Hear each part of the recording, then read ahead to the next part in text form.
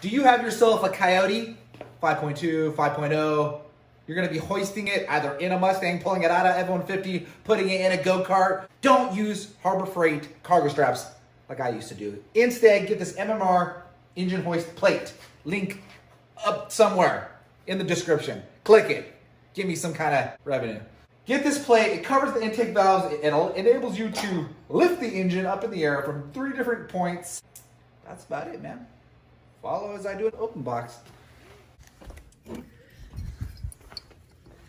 That's the wrong oil. Oh, wrong oil. I'm sorry. Try to be a mechanic here. I'm calling back. It was too big.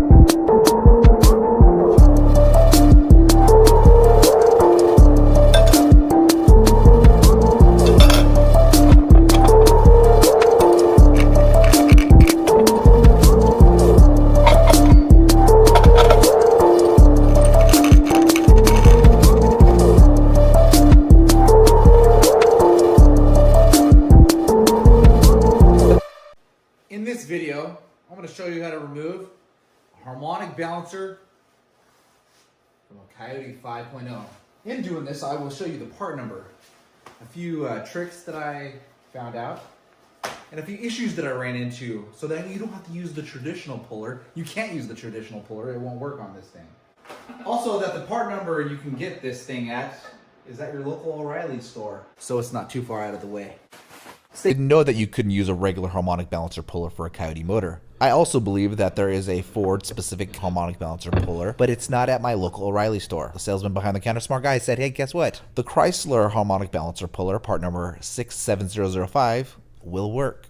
He said, you might have to do a few modifications in order to get this thing to work, but keep watching this video and I'll show you what he means by that. These 3 clamps actually clamp on to the harmonic balancer. In this illustration, I do a poor job. The top clamp isn't on, but you get the picture. The 2 bottom ones are on. It clamps on, and that's what you use to actually pull the harmonic balancer from the engine itself. Dropping a flathead screwdriver where the flywheel goes on the rear of the engine ensures that you can lock the engine in place so that it won't spin counterclockwise. Keep in mind, the engine spins clockwise, so spin that thing clockwise, drop the flathead in, remove the bolt that holds onto the harmonic balancer. Now you're ready to start removing this thing. I imagine the Ford harmonic balancer puller comes with the proper extensions because this Chrysler one does not. I was messing around with a whole bunch of different tools like bolts and ratchet extensions. I finally got the right sequence of it, and you'll see it right here. I put the socket side of the extension inside of the engine and the ratchet side facing out, able to accept the extension from the harmonic balancer tool, as you can see right here in this illustration. I know what I'm explaining doesn't make much sense, but if you take that rod right there and you butt it up against the ratchet extension, you can use that to pull off the harmonic balancer. Voila.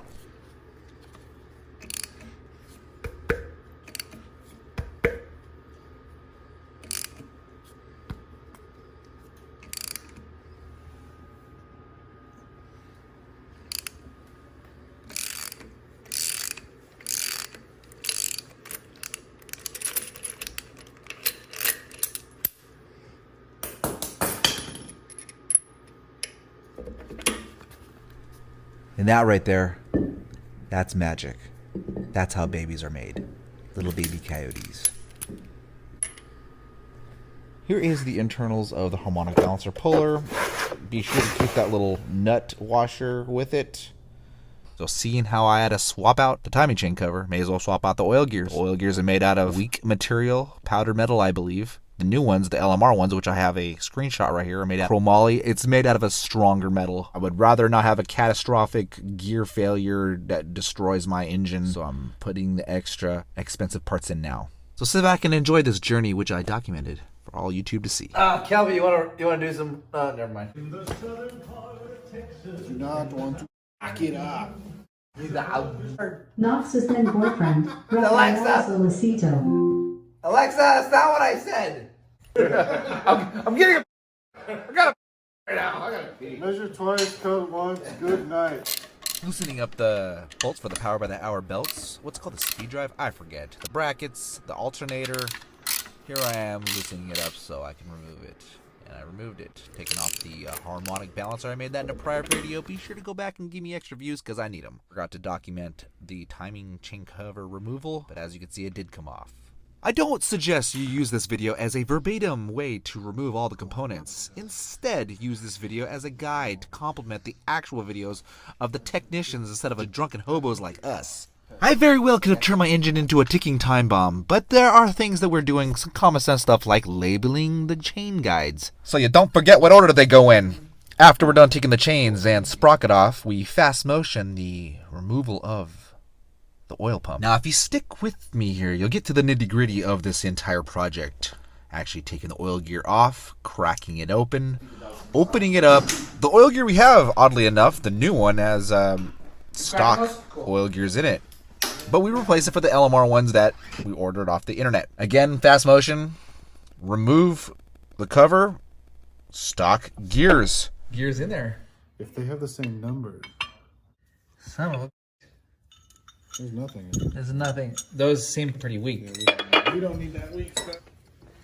That's the wrong oil. Oh, wrong one. Try to be a mechanic here. Okay.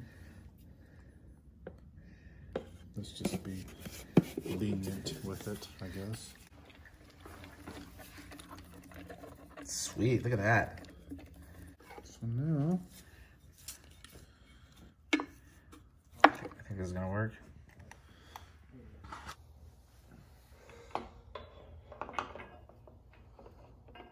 how this one goes.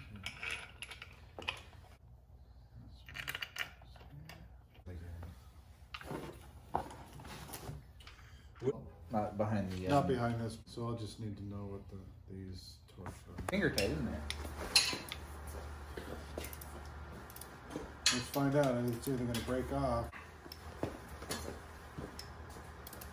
Torques. Sorry for that. Ooh, doggy. One more. I appreciate somebody. Measure twice, cut once, good night.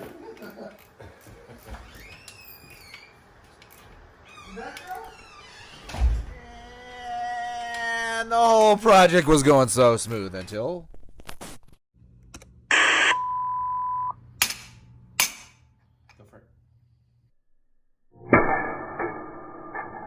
There was some strange phenomenon where the sprocket, the one I bought from LMR, I forgot the name of the company, there's a screenshot right here, the hole was too small. I had to grind it, I had to sand, I basically had to open up that hole more and pound it in just to get it on. I hope to God I never have to take it off again, because I don't know how I'm getting it off. I don't know how to shut this thing off. Really? Yeah, I did it. Well, good news, we know how to get it off. That's right.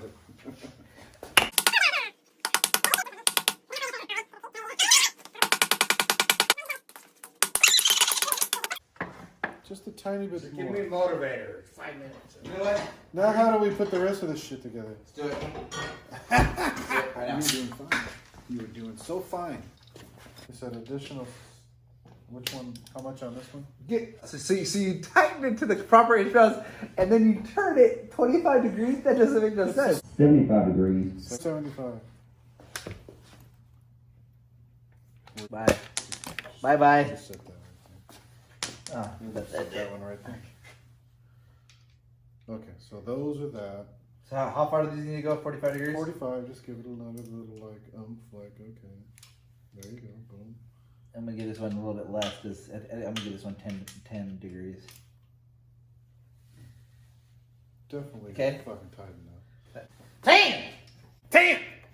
10! Alrighty, we're installing the parts in accordance with the way we had taken it off. We're putting the sprocket, chain, and crankshaft back together, timing it in accordance with the way, so we won't blow up the engine. Don't use our video as an example. Use our video to fill in the blanks. Use this video in case we have a camera view that another video does not have. Also use this video as motivation to know that you too can get this job done.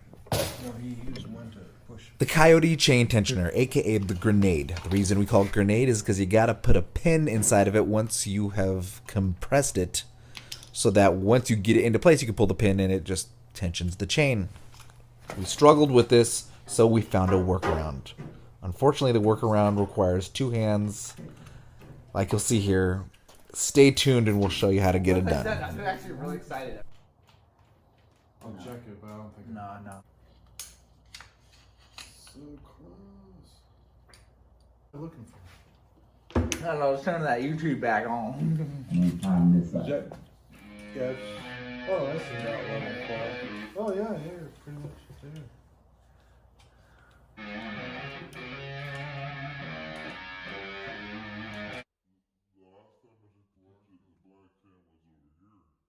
But I can't work on this thing until I get it sit right.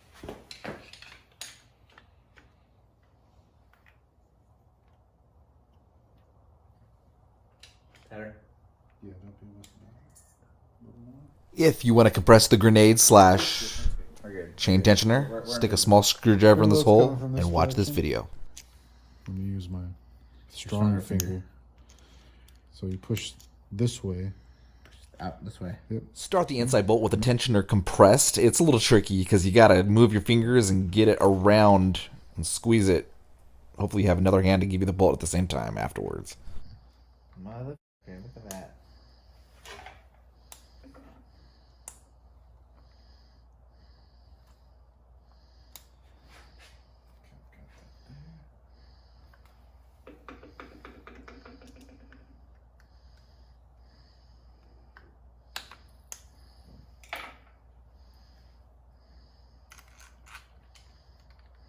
Inch pounds, foot pounds of the.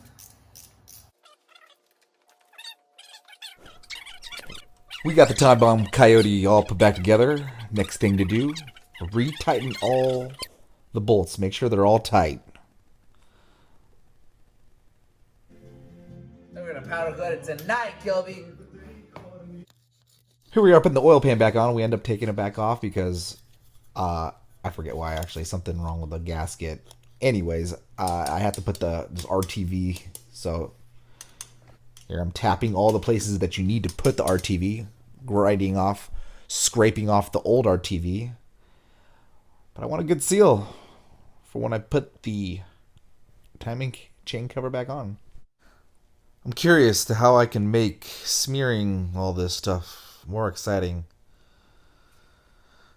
I don't know. Maybe talk about my life. Well, the next portion of this is installing the timing chain cover. Yeah.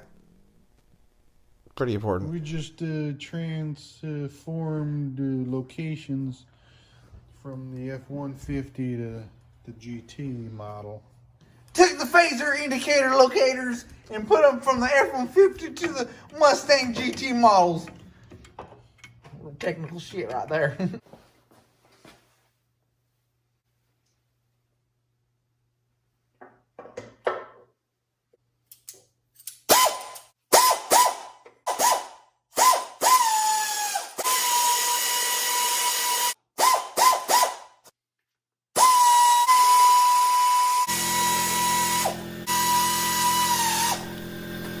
Now that the timing chain cover is on, I gotta install all the power by the hour belts and speed drive and whatever not. I had to drill a hole, do a few modifications. Like you see here, grinding off this deal, cutting off this deal. I'll do that in another video. Well, if you guys like.